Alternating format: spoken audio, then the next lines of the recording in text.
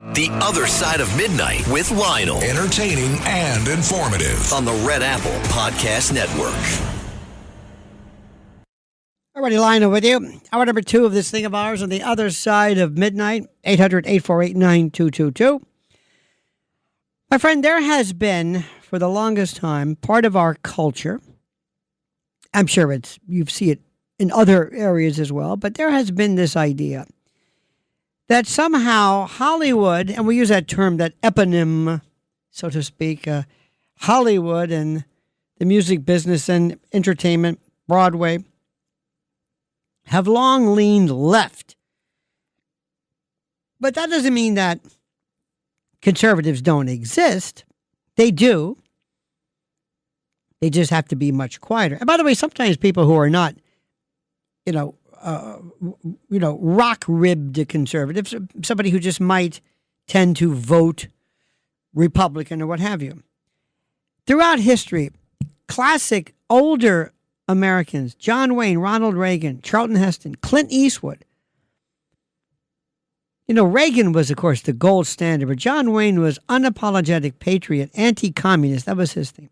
Charlton Heston, Second Amendment. Clint Eastwood, libertarian, for lack of a better word. And then moving on to newer versions, we had John Voight, one of the most vocal Trump supporters in Hollywood, but he had already established himself. James Woods, who was an excellent actor. His portrayal of Byron Della Beckwith is just scary. Tim Allen, Patricia Heaton, and then others that get mentioned is Kelsey Grammer, Chris Pratt, Dennis Quaid, who's quite the character, Gina Carano, and in country music, well, Kid Rock, Ted Nugent, that's more rock, but Toby Keith, Jason Aldean, and then others, believe it or not, listen to this.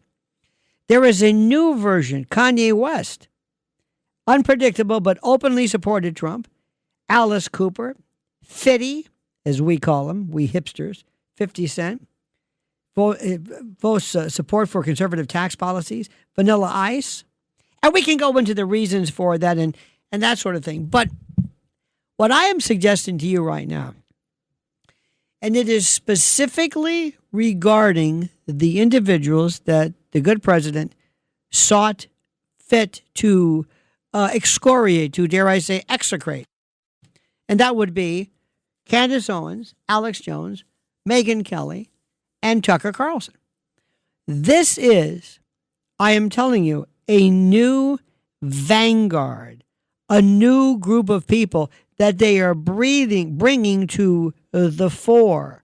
Those people who believe in constitutional supremacy, those people who believe in those matters which support the constitutional republic that we live in, libertarian, whatever you want to call it, not necessarily conservative the way people used to. Because I'm telling you, interestingly enough, the term conservative is less applicable today as the term left is.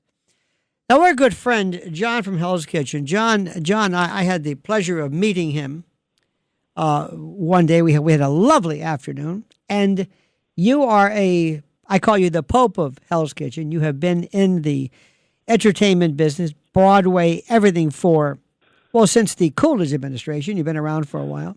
And you've seen all kinds of people come and go, and you would know better than anybody. Tell people what happened when you first found that your actors who love liberty and freedom and free speech and expression don't really want to hear it if your ideology does not comport with theirs. All right. Thank you, Lionel. Well, it started to happen the first time he ran. And when he came down that escalator, and people started to listen to him, and a lot of people laughed at him, a lot of people instantly freaked out, but a lot of people liked what he was saying and thought, okay, give this guy a chance. And once it got known, and it's interesting because I'll just veer off of it for 1 second today, and I met this lady on 72nd Street today in the Sun, and we were talking about this and that and laughing. And what started the conversation was she had on these great Adidas sneakers, and I love Adidas sneakers. And I said, those are great sneakers. And the next thing we're talking 20 minutes. And then her head tilted like the RCA dog. And she looked at me and she said, don't tell me you're a Trumper. And I went, excuse me? And she cursed me out and walked away from me. Why? Wait a minute. Why did she suspect that? Well, I guess because I'm 69 going on 70. I don't have blue hair. I'm not wearing Birkenstocks. I'm not walking around with a piece of oak tag. I'm not walking in a tight circle screaming and spitting, Trump this, Trump that. And we didn't even delve into politics. We were just talking about life. So your original question was, so I was a lifetime member of the Actors Studio. Mm-hmm. They started to talk about disciplinary committees and ethic committees to observe people's behavior, and if you didn't think the way they thought, you were going to be brought into the office. Incredible. And I stood up and I said, what are we, in Berlin? Are you out of your minds? A disciplinary committee, an ethics committee, because what they were doing is they were trying to figure out where people stood politically. And now, what did this have to do with your ability to memorize lines, perform, and be a working actor? What? Because when they tag you as being a Trump supporter, mm-hmm. You're nuts, you're crazy, you're dangerous. So I'll give you another example. A friend of mine, a good friend of mine, who recently said, John, this is ridiculous. I mean, I couldn't. I'm telling you, I couldn't get arrested if I was sitting on the Paramount lot. Sent me to meet with a casting director, a new casting director. And I thought, wow, this is cool. I'll go. Nice. Meet somebody. You never know. The first thing this guy said to me when I met him was, the word's not good on you. Wow. I said, and why is that? Who did I kill? Who did I kidnap? Do I have the Lindbergh kid in my closet? What are you talking about? And he said, well, you're a Trump supporter. Now, Lionel, I got to tell you how bad it got in the industry. And you know what's interesting? There was the McCarthy era, right, where they were all accused of something. So now they're doing the same thing. They don't even realize they're doing it. You would think they would be so sentient, John, and so sensitive. Please. When the election came, and this is the truth, and this is when I knew we're in trouble. So I guess you're a member of the Screen Actors Guild, right? Right. Well, SAG-AFTRA, yeah. SAG-AFTRA, so am I. They sent us letters in the mail to tell us how to vote. I got a letter in the mail to tell me how to vote. Wow. And I went, wait a minute. And because I live here in Hell's Kitchen, where there's a lot of theater types, there's a lot of industry people, I remember the first morning that I went down to the public school around the corner here to vote. People walked up to me and said, we certainly hope you're making the right decision today. And I'm in the voting place. And I'm like, wait a minute. My decision has it's none of your business. So then people assume, Lionel, because you're in the entertainment industry, that you're out there with with a red flag. They assume, and then when they find out that you're not. So I'll give you another quick example.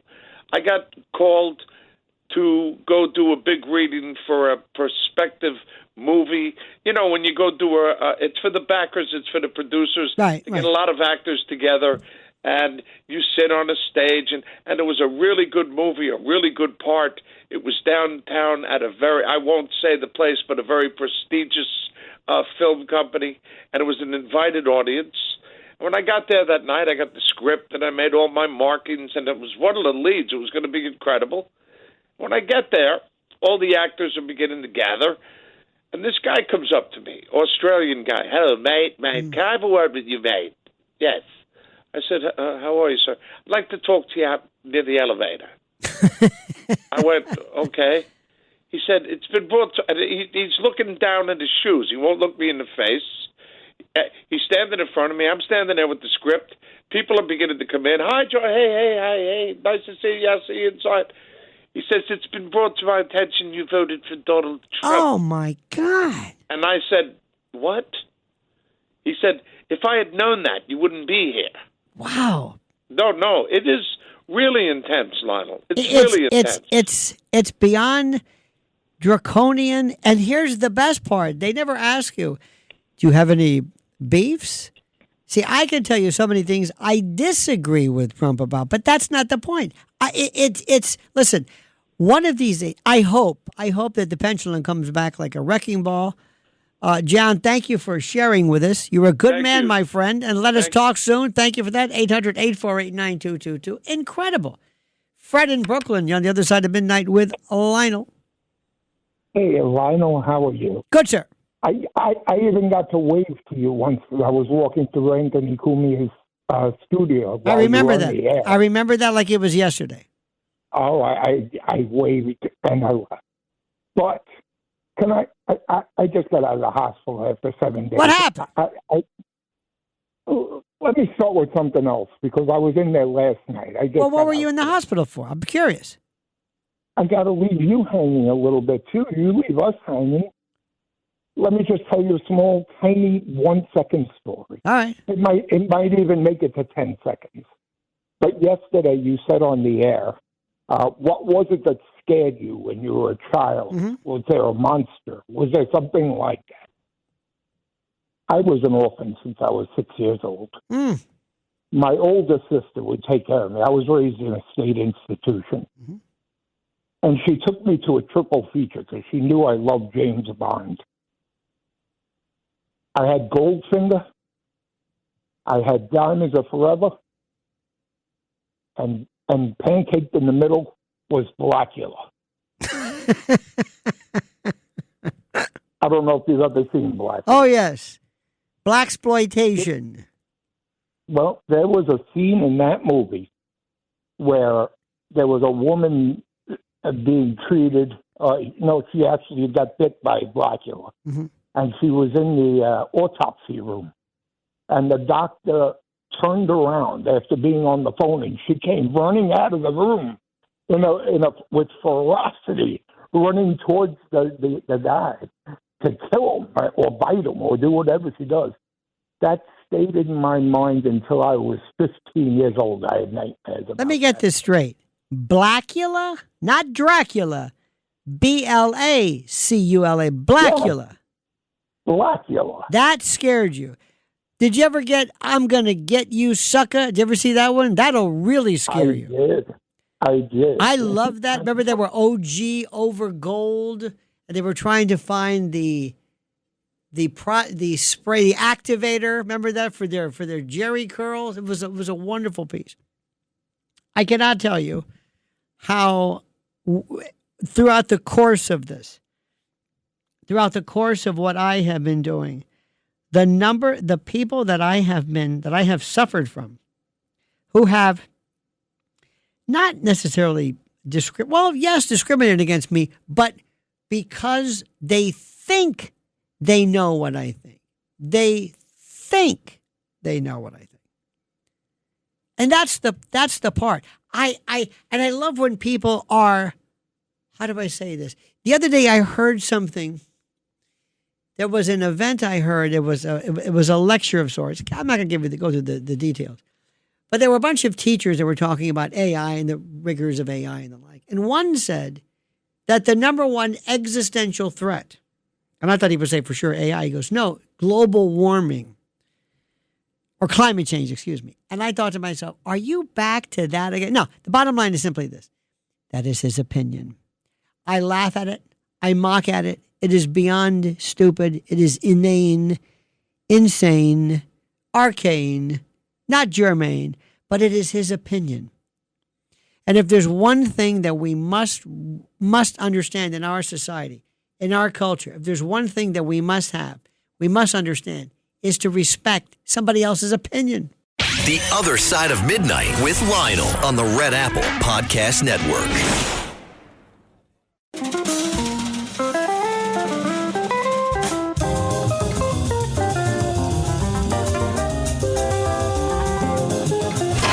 It's The Other Side of Midnight with Lionel.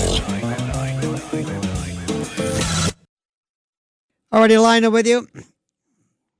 Ventilation Friday on the other side of midnight, 800-848-9222.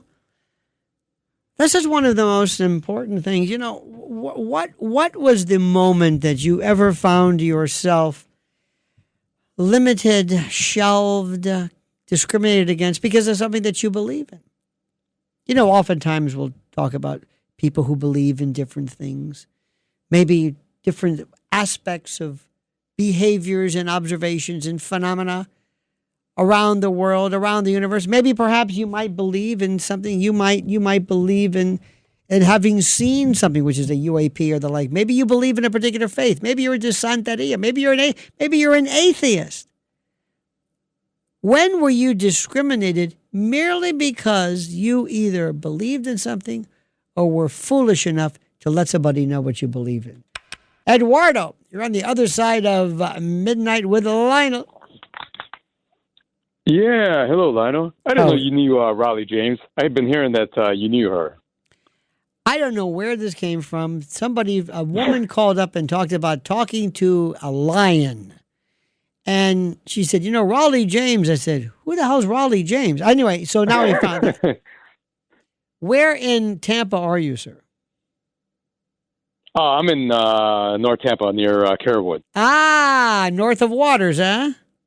Yeah, we talked before. Yeah, remember old Carrollwood, and then there's Avila. You gotta keep going. You still have that one thing, Dale Mabry. That's it. That one. Oh yeah, that's the big 6-laner. Yeah, there you go. Do you know who Dale Mabry was?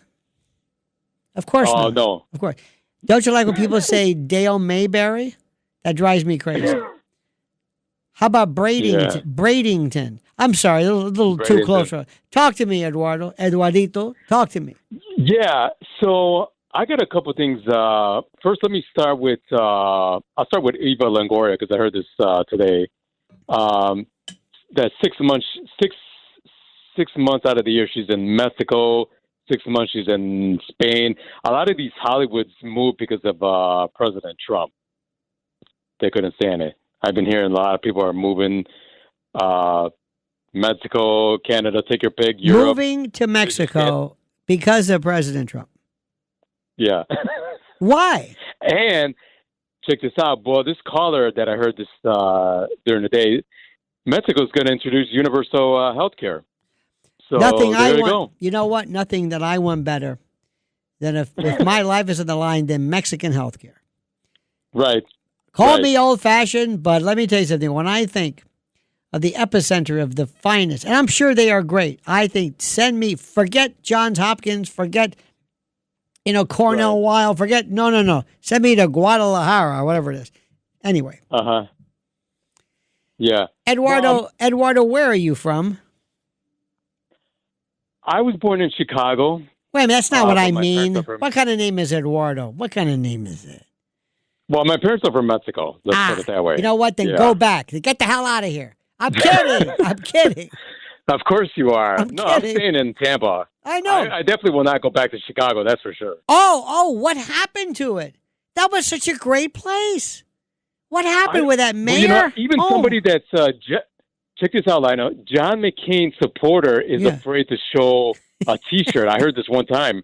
In Chicago, can you believe that? Unbelievable. Because they're so left-wing over there. But it's not, it's not even left-wing. It's like militant. It's beyond, I don't even know what it is. I swear to you, I don't understand it. What does that mean to be left-wing? What is it?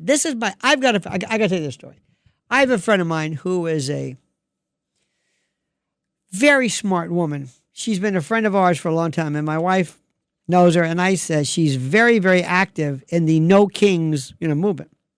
This woman can barely move around. She can barely walk. She can never do anything. I can't walk. I can't walk. Me, I can't walk. Okay, you can't walk. Oh, I can't walk. But for a marching for No Kings, no problem. She was relieved, or she was some miracle happened where she could walk now. Anyway, so I asked her one time. I said, in all seriousness, I know what No Kings kind of means. What is this about? And she said, this is the way it went. Well, No Kings. I said, okay, I'm with you. I understand it. Who's a king? Well, I mean, tell me what triggered it. Well, Trump. I said, Trump's a king? Trump's a king. Yes. How is he a king? And I'm just asking questions.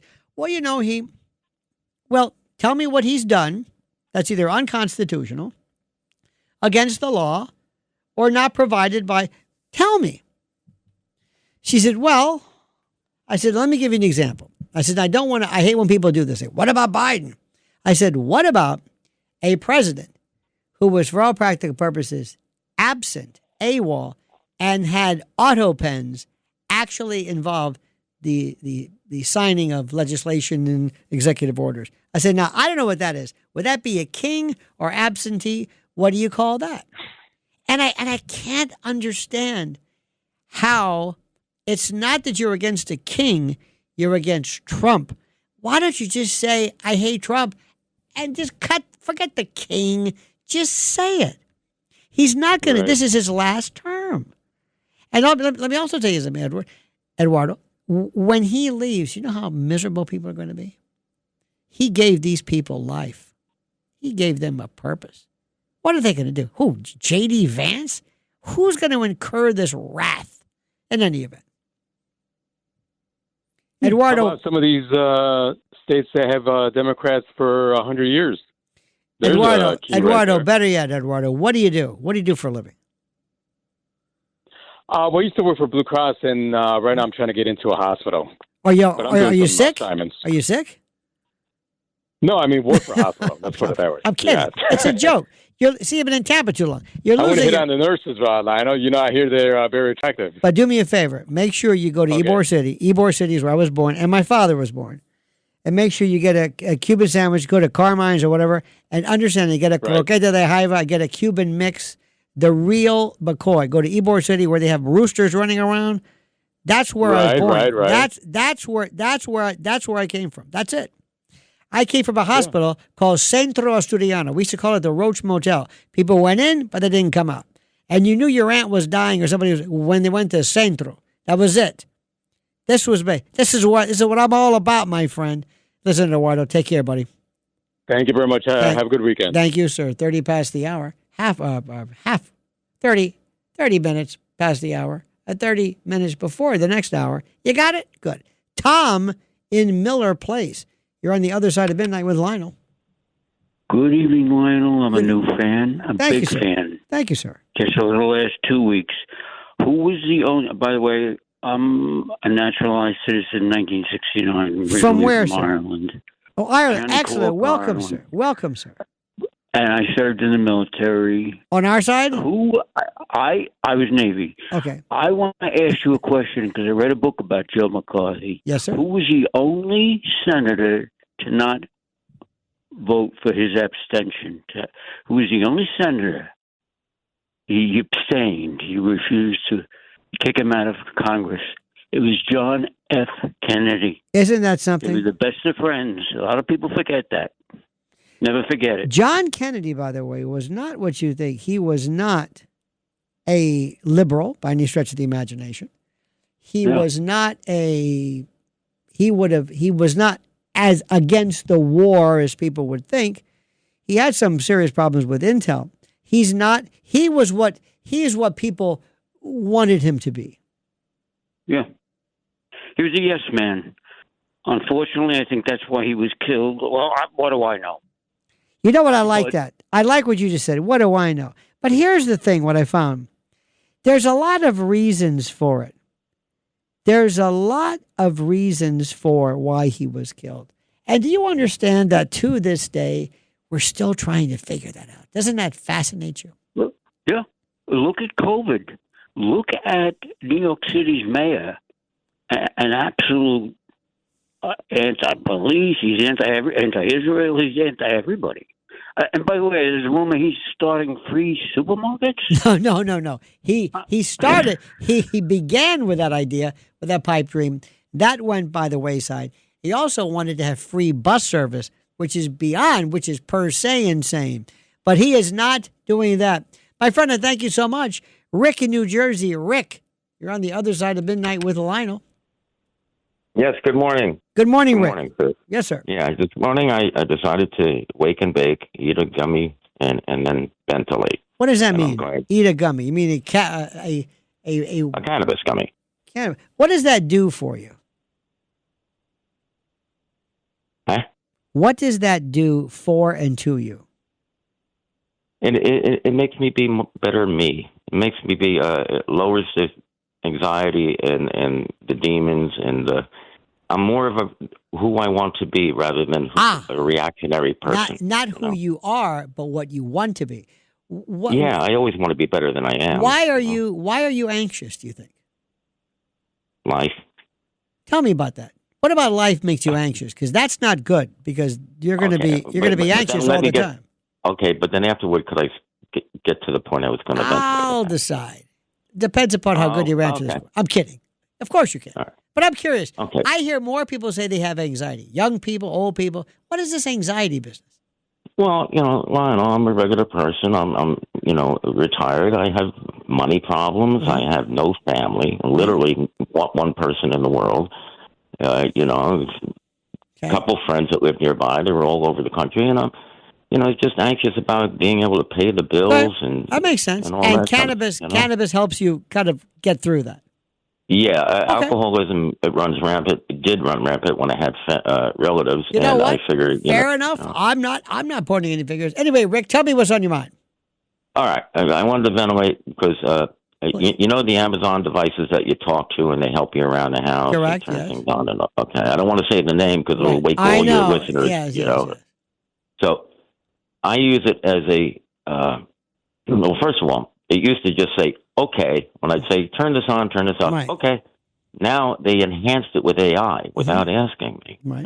They just give it to you for free. Oh, thank you. Now, whenever I tell it something, it's like, aye, Captain. Oh, no. Lickety split. Oh, no. Easy peasy lemon squeezy. Yeah. Oh, no. No. Oh, yeah. But wait. What is it, gay? I'm sorry, I shouldn't say. I'm kidding. Well, who knows? Sorry. But all of a sudden now it did something, and I don't know if I'm using the terms right. Screwed the pooch or right. shark or something like that. Right. Okay. I use it as a alarm clock, and the other day I said, Amazon snooze a couple times because I just felt like it. Right. And then at the end I say Amazon cancel alarm. Right. And it comes back with, I noticed you snoozed 5 times this morning. That's a serious commitment against meeting the day. Wow. What? Wow. Now I got my alarm clock critiquing and criticizing me. I mean, are you serious? No, This is the reason why I stayed divorced. No wonder you're anxious. That is nuts. I heard somebody the other day, we were looking for something, and a friend of mine looked up her name. And so help me God, she's prominent. And so help me God, it says she died in 2025. I'm not kidding. What? And so she's saying, hey, I'm that person. Now, let me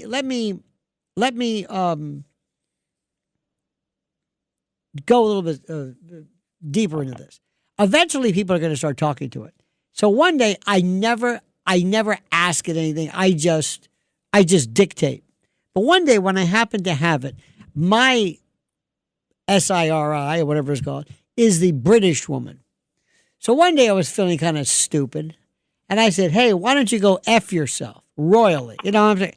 And they said, like, that's not appropriate or something. I said, what do you mean that's not appropriate? You're not a person. What do you mean that's not appropriate? This is ridiculous. I have to be polite about what? So I'm actually talking to this. So you're anyway, arguing with a machine. You realize yes. that? No, it's not a machine. It's AI. But what I'm saying is, I'm challenging it. I said, how is it that how is it something you are a non-entity? And how is there a rule that I'm violating? So anyway, I'm also asking, tell me what is the worst part about me talking to you. What is problematic? What is addictive? What should I worry about regarding AI and you? What can you do? How can you harm people? Anyway, I'm asking it to basically give up, to explain itself, to cause it to diagnose its own shortcomings. And it's fascinating. absolutely fascinating. You know what else? And scary at the same time. Not really, because it's still not. It hasn't hit AGI yet. It's not there yet. But I'll tell you what's interesting. What? If I'm taking a shower or something, I will say to my ChatGPT, I want you to give me the following. And I'll ask for different stories, throw in a definition of cognitive dissonance, plus a little bit on Bob Uecker and what's the difference between meringue and custard. And I get this thing and I say, now speak it to me. So what I'm doing is I'm creating my own news, my own YouTube, my own, and I'm telling it what to look up. It's fantastic. Absolutely love it. I love it. All right, my friend. Thank you, sir. Hope you feel better. Lucy in Suffolk, hang on. This is a wild one. You're on the other side of midnight with Lionel. Yeah, I'm really wild. You said earlier to talk about you were discriminated against. Yes. Well, my parents moved down here from Scranton, Pennsylvania, years ago in the 30s, and they were Catholic, predominantly Catholic from Scranton, and moved to Virginia. And my two oldest sisters, the neighborhood children were told not to play with them. Well, that hurt my mother terribly because they were Catholic. Now, how sad was that? That was, my mother just didn't understand that. She wanted to go home so badly. But anyway, they moved here after the war. That's just sad. Were you discriminated against? No, I was born in 1944. What does that have to do with that? Born. Were you discriminated against? No, I don't think I ever felt any discrimination. Now you are without sight, also known as blind, correct? Correct. You're talking about AI. I talk to my medical. I'm not done. I'm not done yet. Oh, do you ever suffer? Does anybody show you any discrimination regarding that? Do people limit you? Do people talk too loud, confusing it with being deaf? Or what are some of the problems you face being blind? Other than being blind. Everybody's been very, very helpful. Nobody's ever hurt my feelings. Everybody's been very helpful. I just had to have an MRI yesterday, and everybody was so patient. I have no problem. I mean, I have a problem with it. I'm glad they're patient. What are they going to say? Come on, hurry up. Get on top of that table. No. Would you just shut up and get in the machine? Come on, move it, lady. Of course they're going to be patient. No. But nobody's ever hurt I can't ever say anybody's ever hurt my feelings. Well, as far as you know, they might be making gestures and you don't know. See, I always find... Sometimes I know. Sometimes I know where I wouldn't be appropriate to go somewhere. Yeah, like... It's just too much... It's too much trouble for them to get me in the car. Well, also I think skeet shooting would be a real problem. You wouldn't want to do that. I'll tell you one thing that I found out, and here's something that we never hear about, and you never hear about it on radio, and nobody ever talks about it, and that's stuttering. Nobody ever talks about that. These poor people hide like you cannot believe. They hide, and they are the most clever in hiding the way they speak, what they say, knowing what their trick words are. And sometimes people are come across as being, I don't know what the word is, not slow or daft, but it's one of the weirdest things. And there's a stuttering foundation. And there were some very famous people. I think Julia Roberts, they said, stuttered. More men stutter.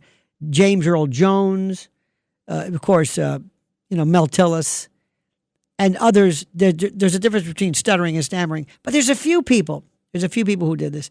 And there was something called the Stuttering Foundation. And it's one of those things where you hear this, but there's nothing really that can be done about it. I mean, there's some research that can be done, but I'm telling you, and I always ask somebody, if you stutter, please call. And they would say, what are you, nuts? No, I mean it. It doesn't bother me. Because if you ever meet somebody who's stuttering, and you probably won't, not because they don't exist, but they hide.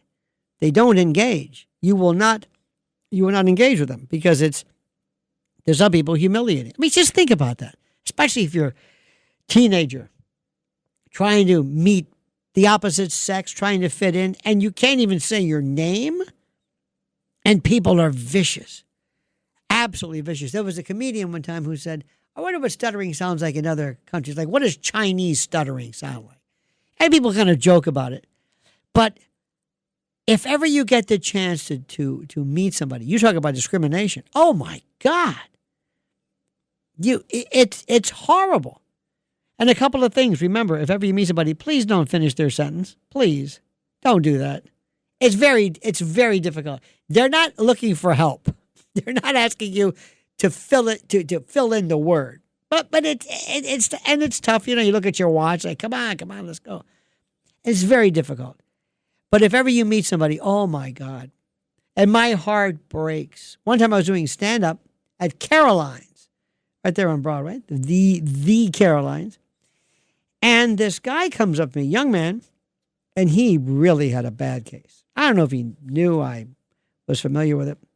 So I said, come here for a minute. So I pulled him away from the other group. I said, let me ask you a question. I said, what are your trick words? What are your trigger words? What words can't you say? And he said, oh, and before you know it, he was speaking very calmly, and there was no pressure for him to speak. He spoke without, I mean, there was some, but it was a lot better because it's that pressure. It's that I know what I'm going to say. And I told him, I said, don't worry about it. You know, you got friends here. But I've always asked this for 38 years, remember? I've never had a stutterer call, even though I've asked for it, even though I've said, it's okay. I understand it. And they say, nope. Think about that. Everything they say, they're embarrassed.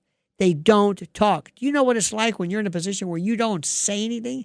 You don't talk? Think about that. Your idea is that all internal. You don't talk. And there are ways around it. It's a fascinating subject.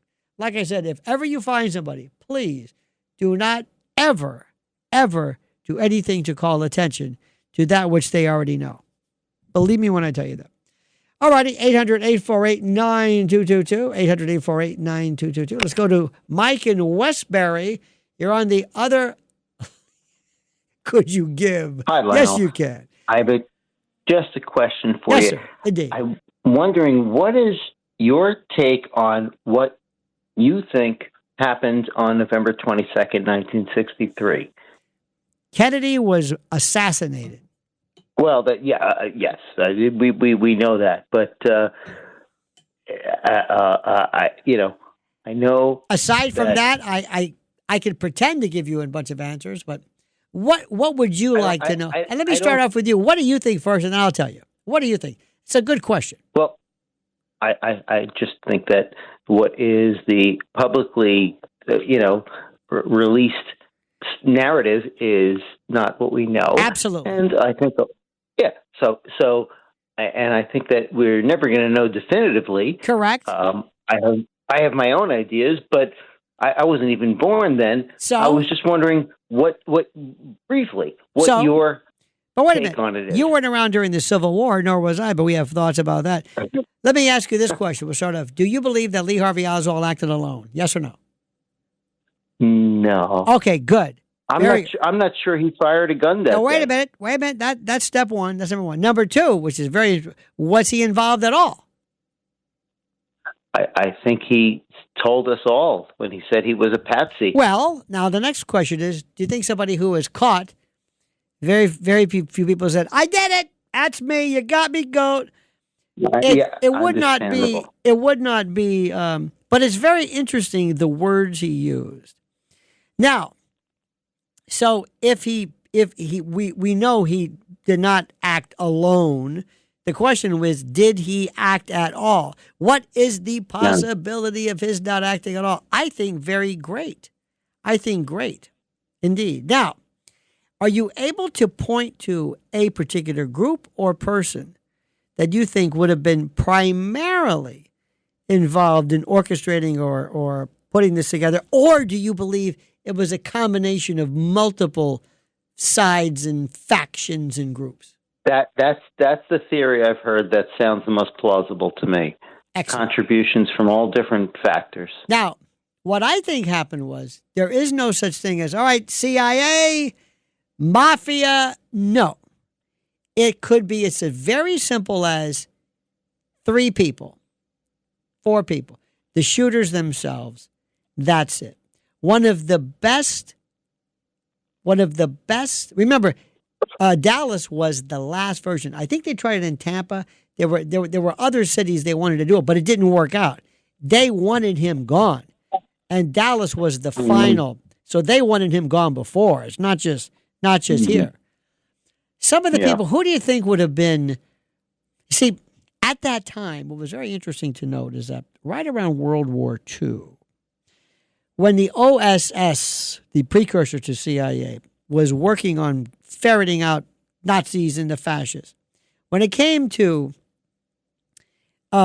Sicily and the mafia, as we would call it now, was absolutely, or the American LCN, was really incredibly just indispensable. They were great patriots, Vito Genovese, and they hated fascism and hated Mussolini because they were thrown out, because they were also tortured by this guy Cesare More. So you had them, and you also had some Cubans who hated Castro, and you had the mob who hated Castro because of their gambling. So you had all of these people who were perfect drug dealers, this fellow Lucien Sarti, S-A-R-T-I, look him up. He was killed in 1972 in Mexico City. He was I think it was Corsican, or anyway, he was a famous sniper, famous assassin, and he liked frangible bullets. That's where remember Kennedy's head just blew up. He loved uniforms. He was perhaps badge man, and he might have been not purchased, but arranged through Carlos Marcello, who hated Bobby Kennedy with a passion. So you had a number of people sharing common interests, and all it took was a number of people just talking, 3, 4, 5 people. That's it. You don't need them. You don't need all these people to know. You want it compartmentalized. Very, very simple. And a number of people like J. Edgar Hoover, who kind of know when to look the other way when he suspects something is coming up. What do you think? Fascinating stuff. I think there were certain people who were compartmentalized in what they were told to do. But who was the ultimate person pulling the strings? I don't know if we'll ever know. Couple people. But there is a move. Whenever there is a movement, for example, who was responsible for the anti-war movement? Who was responsible for the gay rights movement? Well, it's a movement. It's a conglomeration. It is a group of people collectively, all sharing the same intended outcome without a clear leader. They knew well enough not to put anything in writing, not to take a lot of different people from different organizations. And it probably started with somebody saying something similar to, this guy is really causing us a lot of problems. Yeah. And that's it. A kind of a nod, and there we go. And then we break off. I don't talk to you anymore. I don't want to talk to you. I talk to my people. I want to be insulated from this. I want to have plausible deniability. And all I know is that I'll talk to a few key people, but if you give me an idea of where this is going to occur, Dallas, I can make sure I have some very responsible shooters come through Mexico, cross into Texas, stay there for about a month, case the joint, and then when they're done, go back into the safe house, lay low, and then slip back through Mexico, and all is forgotten. The Other Side of Midnight with Lionel on the Red Apple Podcast Network.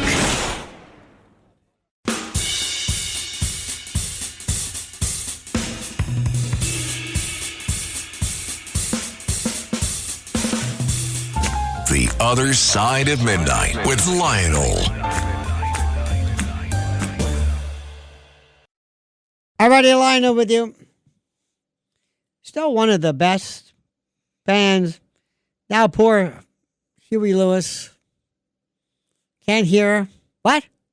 Can't hear, huh? One time we went to an Italian wedding. They had this band. This guy had an accordion. That was it. Didn't even have a drum machine. Nothing. He had a lot of guts. And he referred to it as, now the song from Huey Louie. I'll never forget that. Oh, my God. I told you this story by the time there was this. I happened to pass through I went to a Holiday Inn or something. I had to use the John. I walked through the bar, and there's this guy playing the Hammond organ, kind of like by himself. There's like nobody there. And he was playing, I love the nightlife. I love to bogey on the disc. And I said, bogey? I said, oh, this is good. So anyway, I was by myself. I said, I like that. Alicia Bridges, right? Goes, yeah. I said, I like it. Do it again. All right. I love the nightlife. Yeah. I love to bogey. And when he said that, so I went back to my fraternity at the time. I said, listen, if you guys aren't doing anything, there's a hell of a nice guy. He's playing at this Holiday Inn. And when he hits the bogey, oh, yeah. This song was huge.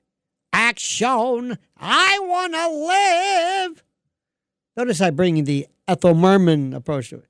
So I told these guys, listen, let's show up. The guy, so we showed up and everybody was hammered.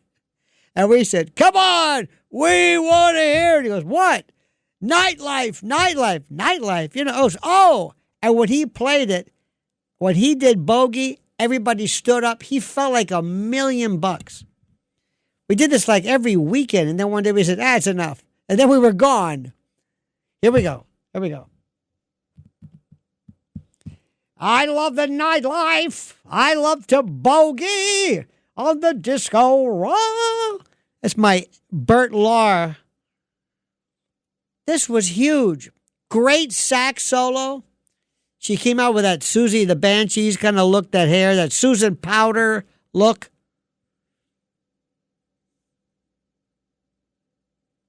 I understand what she's saying. Don't talk about love. Don't talk.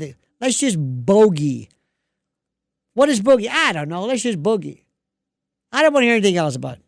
What about sex? I don't want to hear about sex or love or money. I got a boogie. Because what do I want?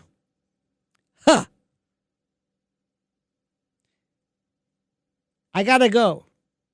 What do you want? Action.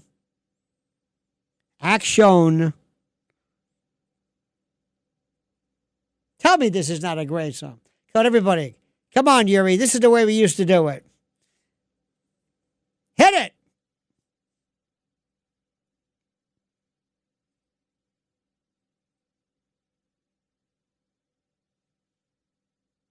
Great song. Now wait. I know I'm not kidding, but the sax is phenomenal. Huh? And what do we have today? You know what this would sound great on? Stolen speakers. I think so. And what do you hear then? No, this is it. She still loves the nightlife. All right, my friends, hour number 3 coming up on Ventilation Friday. Everything and anything goes. What a week. It's fun, isn't it? I think so. And there's nothing you can do about it. The Other Side of Midnight with Lionel on the Red Apple Podcast Network.